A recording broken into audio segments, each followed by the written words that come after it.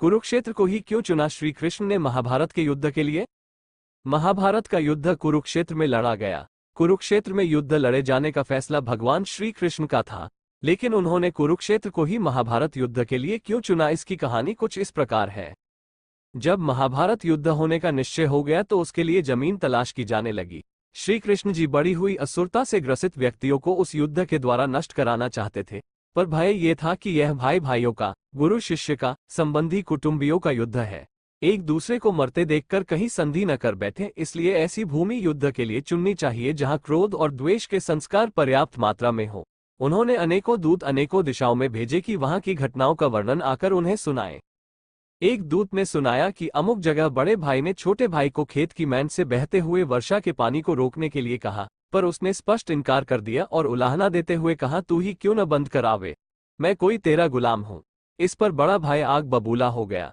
उसने छोटे भाई को छुरे से गोद डाला और उसकी लाश को पैर पकड़कर घसीटता हुआ उस मैंड के पास ले गया और जहां से पानी निकल रहा था वहां उस लाश को पैर से कुचल कर लगा दिया। इस नृशंसता को सुनकर श्रीकृष्ण ने निश्चय किया, ये भूमि भाई भाई के युद्ध के लिए उपयुक्त है। यहाँ पहुंचने पर उनके मस्तिष्क पर जो प्रभाव पड़ेगा उससे परस्पर प्रेम उत्पन्न होने या संधि चर्चा चलने की संभावना न रहेगी। वो स्थान कुरुक्षेत्र था, वहीं युद्ध रचा गया। महाभारत की यह कथा इंगित करती है कि शुभ और अशुभ विचारों एवं कर्मों के संस्कार भूमि में देर तक समाये रहते हैं। इसीलिए ऐसी भूमि में ही निवास करना चाहिए जहां शुभ विचारों और शुभ कार्यों का समावेश रहा हो। हम आपको ऐसी ही एक कहानी और सुनाते हैं जो कि श्रवण कुमार के जीवन से संबंधित है। जब श्रवण कुमार ने अपने माता पिता को कांव से उतारकर चलाया पैदल। श्रवण कुमार के माता पिता अंधे थे।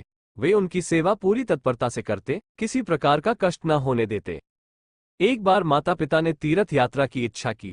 श्रवण कुमार ने कांव बनाकर दोनों को उसमें बिठाया और उन्हें लेकर तीर्थ यात्रा को चल दिया।